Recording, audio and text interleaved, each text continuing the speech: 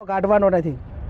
અહીંયા જે ચૂંટણી અધિકારી એમ કે અડધા કલાકનો અમે તમને મોકો આપીએ છીએ અને તમે દાખલો રજૂ કરો, એટલે 10-15 મિનિટ એના પહેલાં દાખલો આપેલો હતો બક્ષીપંચનો, પણ ક્યાંક ટેકનિકલ નામ ફેરના કારણે તે સુધારા માટે નવો દાખલો કાઢ્યો, કાંઈ ડોક્યુમેન્ટ બિલકુલ નહોતું આપ્યું એવી ઘટના નથી।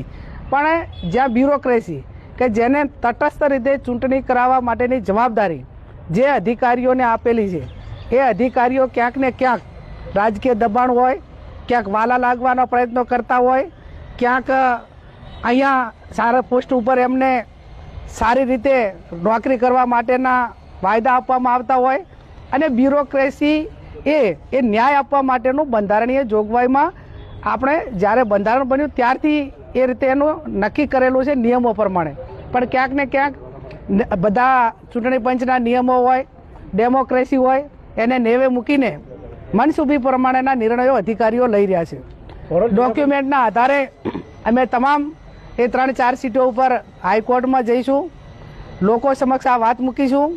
એકલી ભારતીય જનતા પાર્ટીની તાનાશાહી છે એવું નથી, બની બેઠેલા અધિકારીઓ કે જે તાનાશાહી ભર્યું વર્તન કરીને નિયમો નેવે મૂકીને ક્યાંક ને ક્યાંક લોકશાહીનું હનન કરી રહ્યા, એનું ખૂન કરી રહ્યા છે।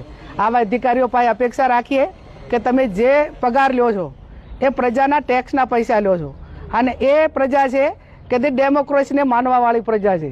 ત્યારે આવનાર સમયની અંદર આ તમામ મુદ્દાઓ લોકો વચ્ચે લઈ જઈશું, અધિકારીઓના નામ લઈને ભાષણ કરશું, અને એમને હાઈકોર્ટમાં કે જ્યાં ન્યાયમાં જે વડી અદાલત સુધી લડવું પડે તો પણ એના સામે લડીને જે લોકોને ચૂંટણીના મેદાનમાં ચૂંટણી લડવા માટેનો મોકો જ નથી આપ્યો, કે જેમનો પોતાનો નાગરિક તરીકે અધિકાર હતો, એ ક્યાંક ને ક્યાંક છીનવવાના પ્રયત્નો એ ભારતીય જનતા પાર્ટીને અને એની સરકારમાં બેઠેલા અધિકારીઓએ કર્યો છે। એનો જવાબ પ્રજા અને અમે સૌ સાથે મળીને આપશું। ઓવરઓલ જિલ્લા પંચાયતને કઈ રીતે જોઈ રહ્યા છો? કોંગ્રેસે મેન્ડેટ આપ્યું તેમ છતાં ઉમેદવારે ભાજપની અંદરથી લડી રહ્યા છે। ગદ્દારોના ઇતિહાસ ભવ્ય છે કે જેના ઉપર ઘણો ભરોસો મૂકેલો હોય, એ લોકો જ્યારે આવું કરતા હોય અને એમનામાં તાકાત હોય તો ડેમોક્રેસી લોકશાહી પ્રમાણે મેદાનમાં આવીને લડી લેવું પડે। એ સમાજ હતો કે એના ઐતિહાસિક દાખલાઓ આપવામાં આવતા, વફાદારી માટેના, હામી સાથે લડવા માટેના, અને ક્યાંક ગાયોની વારે આવવાના।